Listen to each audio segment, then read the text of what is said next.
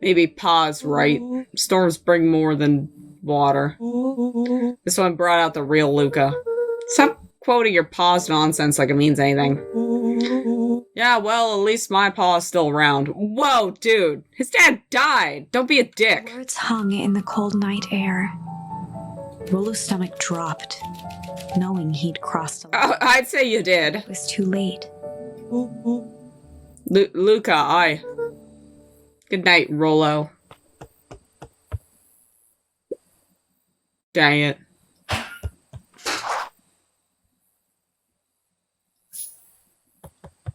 Who could says that to somebody?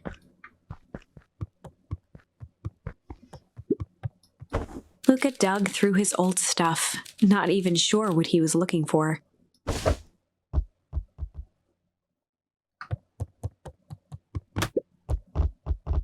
Rolo. What a jerk. Call me a bad friend. Oh, I'm Rolo. Look at me and my amazing family.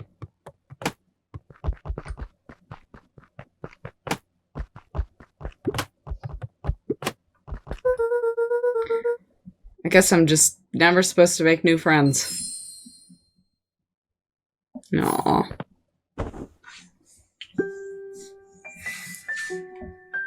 Luca? Gran cooed gently from the hallway. You slept straight through breakfast, Sonny.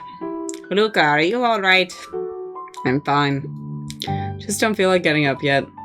Okay, I'll leave this Obia by the door. You gotta run out and take care of some things. Okay. I'll be back later to check in. Sure. Luca just wanted to be alone. He waited to hear the sound of the front door closing.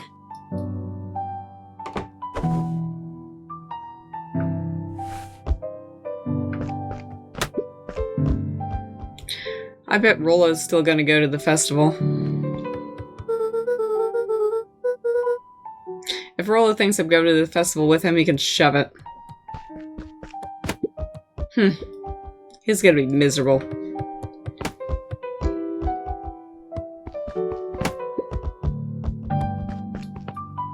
Luca dozed off again. Luca. I see you didn't eat your oatmeal. Wasn't hungry. Well, just in case you get hungry, I'll leave a sandwich here too. Thanks.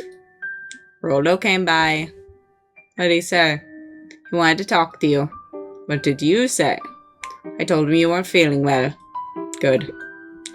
So your plan is just sit in your room all day? Pretty much. Well, I need to pop away again for a minute. If you decide to end your pity party and go outside, I think it'd do you some good. Noted. Luca still couldn't bring himself to go out. Besides, if he ran into Rolo, he'd have to actually confront the situation.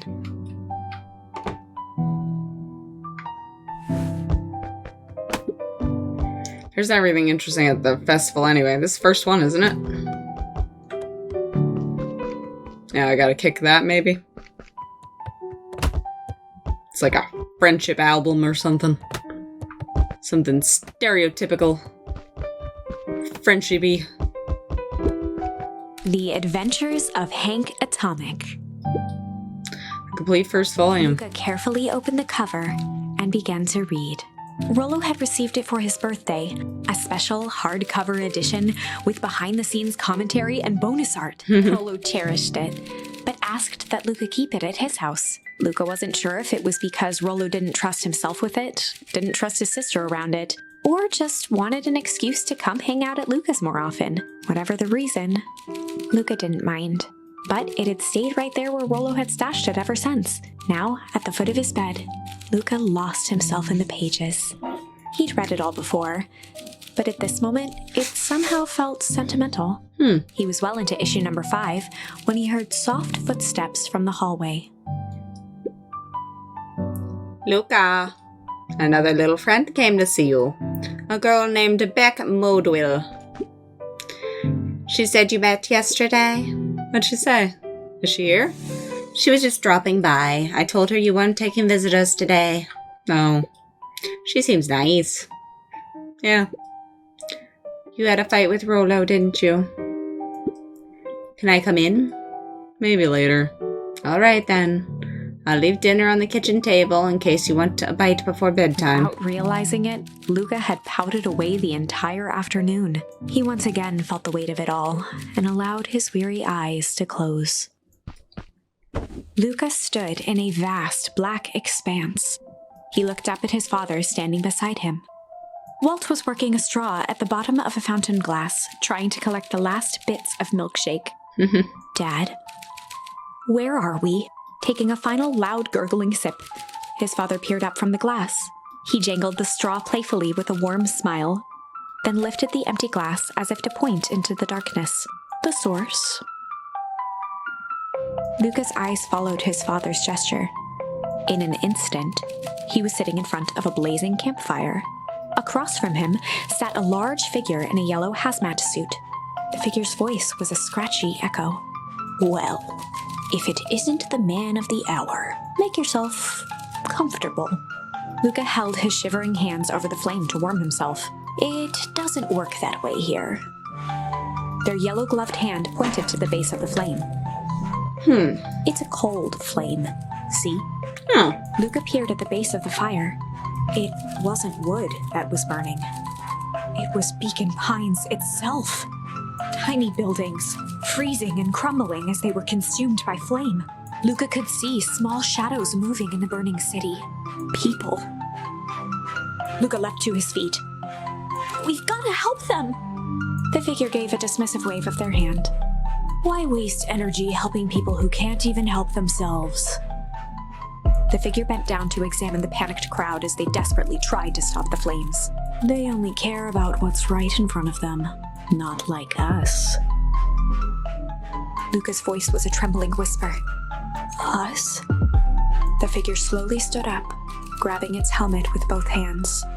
With a jolt and a twist, the suit emitted a gasp. A cloud of torpid mist escaped, slowly revealing the face within. Luca's own face looked back at him. Older, worn, distant. The sensation was oddly familiar, as if he'd caught his own reflection by surprise in the mirror. The doppelganger smiled. I tried to help once. He gestured towards his face. And all it got me was this. Luca staggered back. You aren't me. Luca felt a hand catch his shoulder. His father was there again, beside him. Every choice sets us on a path. This is the end of one of your paths, son. Luca watched his older self shake its head ruefully, its face twisting into a cruel grin. Something's gonna fuck him up. Well, Dad, if you wanted him to see this, far be it from me to disappoint. Luca watched in shock as the figure took a confident step forward and plunged into the flames. In a flash of cold light, he was gone. What does all of this mean? Luca felt a reassuring squeeze on his shoulder. Just remember, why we choose matters just as much as what we choose. Luca woke up to see a hazy figure at the foot of his bed, silhouetted in the morning sun. Mom? No, dear. It's only Gran. Luca rubbed his eyes. The kind, concerned face of his Gran came into focus. How are you feeling? Fine. Anything you want to talk about? I don't feel like talking. That's just as well. How about you sit there and listen a bit? Whatever you and Rolo fought about doesn't matter. But Gran silenced Luca with a gentle pat on the leg. Fights between friends happen. What was said doesn't matter. The important thing is, it's not the last thing you will ever say to each other. But he said stuff about Dad. Well, do you think he meant it? No. He was just mad. And did you mean any of the things you said to him? No. Good. One must appreciate friends in their best moments and accept them in their best. Now get your little butt out of bed. The festival's today. You don't want to miss that, do you? I guess not. Seems like a good opportunity to make amends with Rolo, doesn't it? Luca gave a reluctant nod. So buy him a corn dog and apologize. But he's the one that... What did I just say? Buy him a corn dog. That's a good boy. Everything's better with corn dogs. I need to get going now. Got some last-minute festival business to take care of. I'll come find you at the fountain a little after lunch. All right. I love you, Luca. I love you too. Luca took a deep breath. Okay. Chapter 6. Well, I think this is where we're going to end today's recording session here, because I want to work on stuff for the art channel a little bit. So, thanks for watching. I'll see y'all later. Bye. Oh, right into it. New recording session, by the way. Through thick and thin. Cool. Despite Luca's bitterness, Gran was right. He needed to hash things out with Rolo. Sorry, the audio was kind of low there. A big fight changes the nature of a friendship. Whether, in the end, it is for the better or for the worse, all comes down to understanding. Mm-hmm. If one is not careful, the same familiarity that builds the strongest of bonds can become the wrecking ball that shatters them. Luca emerged from seclusion, taking in the crisp festival air. But the events of the day weren't on his mind. He had to find Rolo. Okay, let's go find our buddy.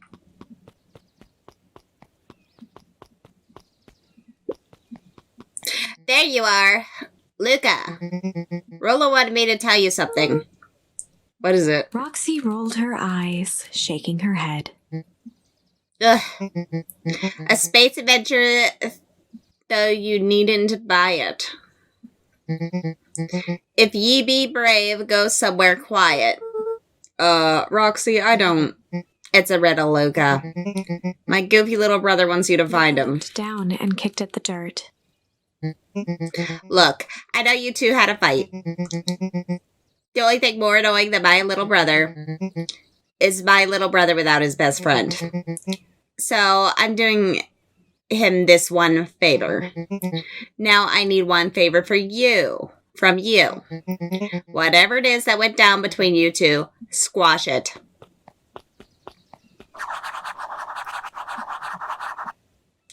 If ye be brave, go somewhere quiet.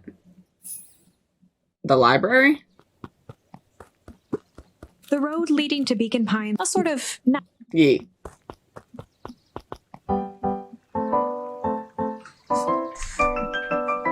Might be a little too loud now. Around there.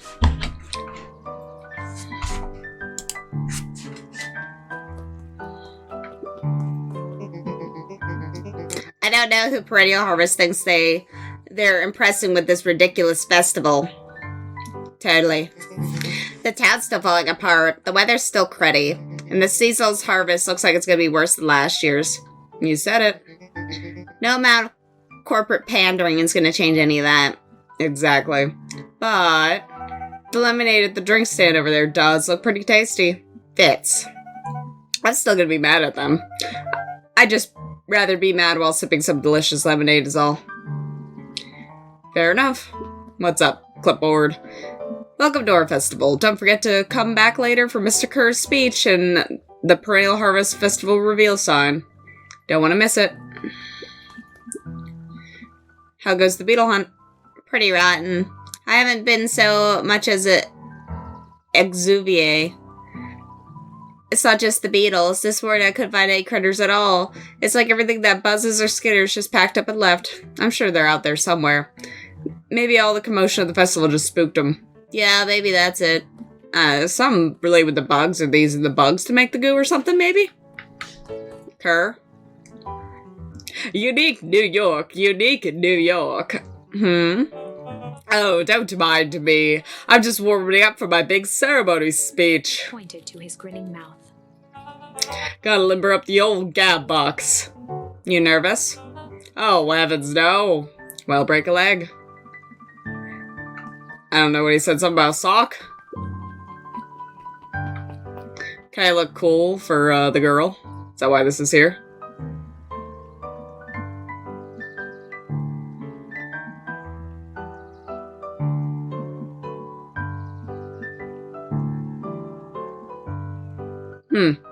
Surprised that doesn't freak her out.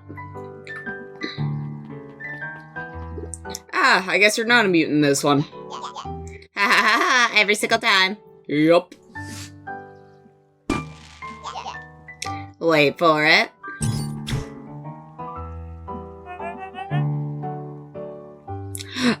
Unexplained sound once again noted. Like clockwork. What a bunch of drones.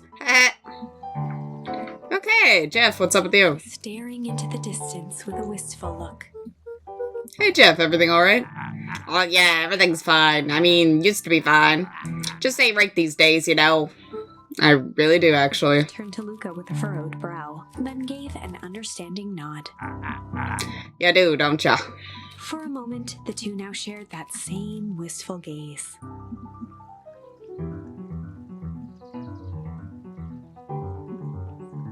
Okay.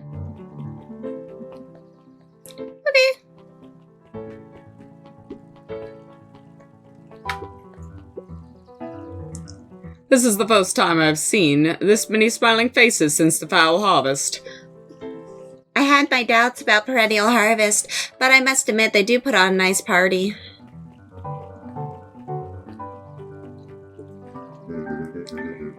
I was able to return the perennial harvest safety suit you borrowed. I don't think anyone noticed. Good. Now, will you tell me what you needed it for? It was a favor for an enemy of my enemy. This isn't going to harm Mr. Kerr, is it? All you need to know is that it's the good of the family. Okay, she's definitely conniving someone's library down this way. Oop.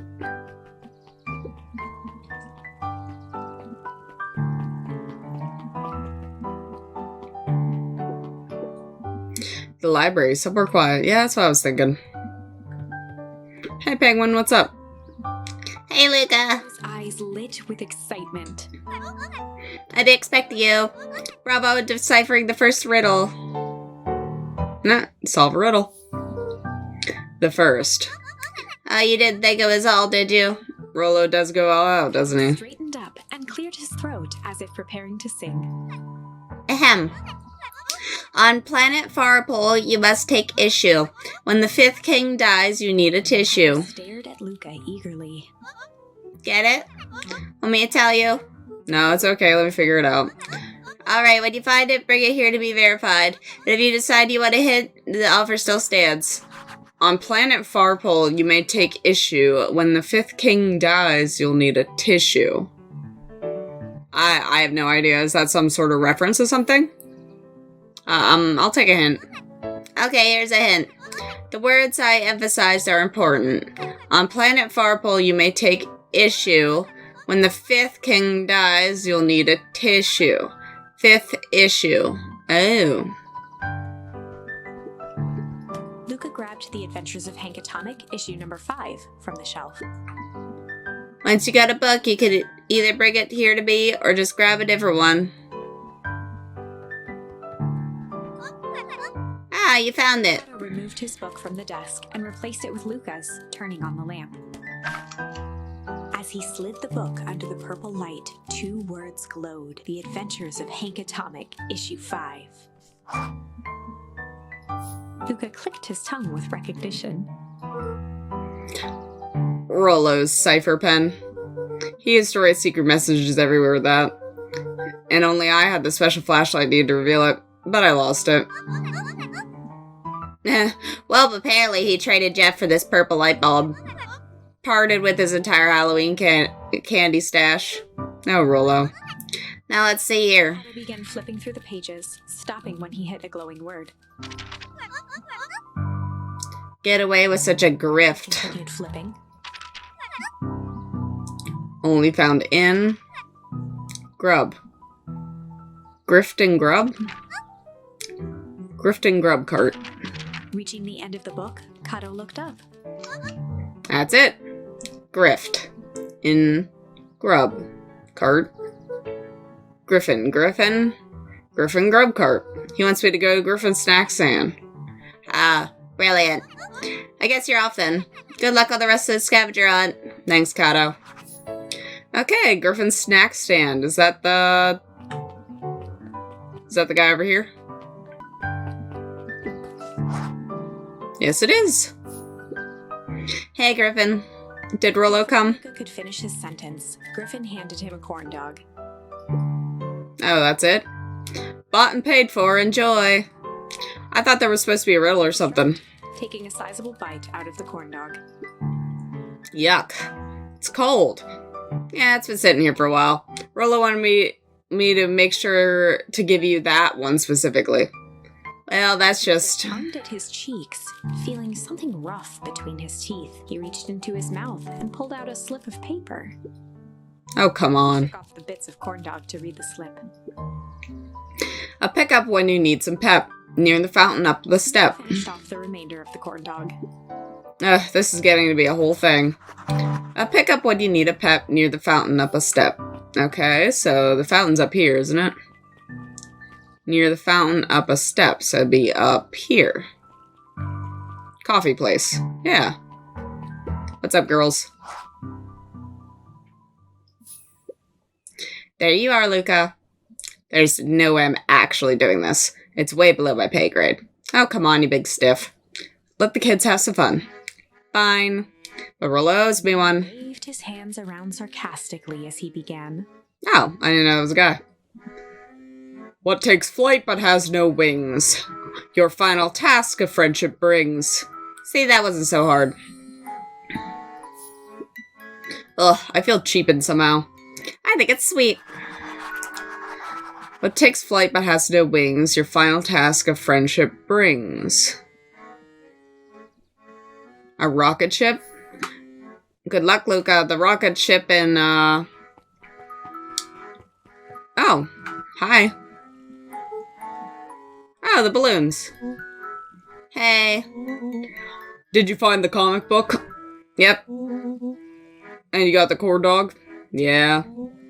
Well then. I don't know. I know it doesn't make up for what I said, but here, you've earned this. Sheepishly handed Luca the balloons. Okay, we got flight. Thanks. You don't have to go all this trouble. I'm sorry I got so mad. Dang it, you were supposed to let me apologize first. Oh, sorry. Now you've apologized twice before me. Just let me do this. Luca, I'm really sorry. With everything that's happened with your mom and all, I've always wanted to be there for you. Be a good friend, you know? When you said you were hanging out with someone else, I kind of freaked out. Rolo. Still my turn. I feel like if you needed some new friend to help you, I meant that I wasn't good enough, but that was selfish and wrong. I was wrong. I'm so sorry, Luca.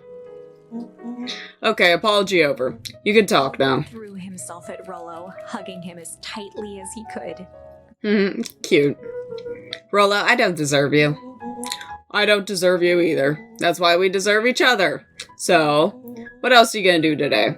We could snoop around and try to find some info about your mom. Snoop where? We could probably sneak into Perennial Harvest HQ while everyone's at the festival. Aren't you curious about all the stuff those clipboards write down? But if we get caught, I think I've had enough excitement for 1 week.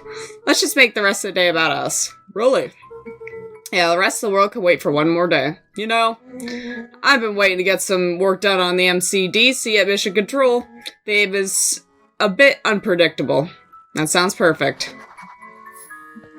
Okay, let's go, buddy. Got my friend back. Those balloons are, a little, expressive. Oh, I almost forgot. I ran into your grand this morning. She asked me to give you this. Handed Luca an unopened letter. I'll wait for you inside if you want to read it now. A letter?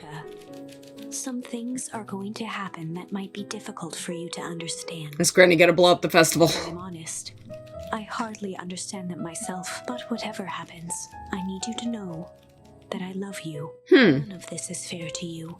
You have already lost so much. We both have. I wish there was a simpler way forward. But if there is, I haven't thought of it. God knows I've tried everything I've done. I did for you. I hope someday you can accept that. Love, Gran. What's gonna happen? I love you too, Gran. Folded the paper into his pocket and headed up the ladder. What's with the letter? You think you want to talk about? Maybe later. Sure, whatever you want. You know, you really didn't have to go all that trouble just to apologize. I know, but we were looking forward to the festival for weeks. After I ruined everything with my big mouth, it was the best way to make sure I still had a good time without me. Rolo. I was at a loss for words, but that was fine. Words aren't always necessary. Agreed. The festival seemed nice. Was it nice? We could still go. Nah, this is fine. Well, there's always next year. This was untrue. A distant rumble shook the treehouse. Yeah. What was that? Oh man, we missed the fireworks. Fireworks. Yeah. Something the boys couldn't possibly comprehend. Something as old and cruel as time itself. Is this where it ends?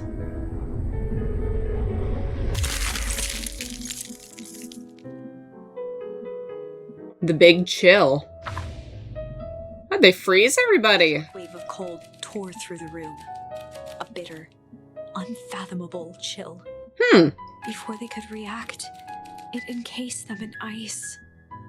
Two boys, reunited by friendship, only to be cruelly separated by a malevolence beyond reason.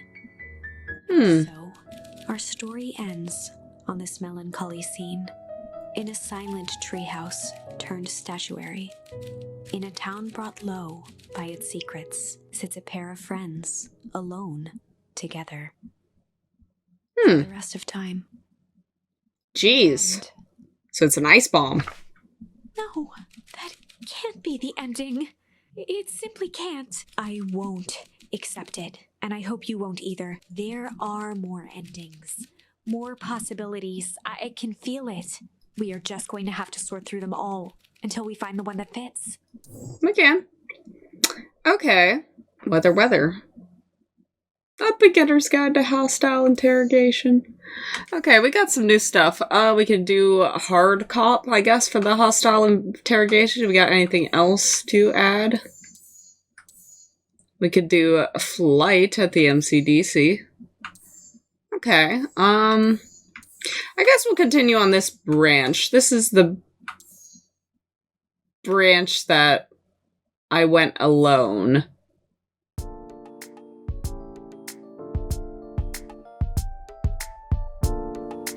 Thanks for watching. Please like, comment, and subscribe. And come join me again. Bye!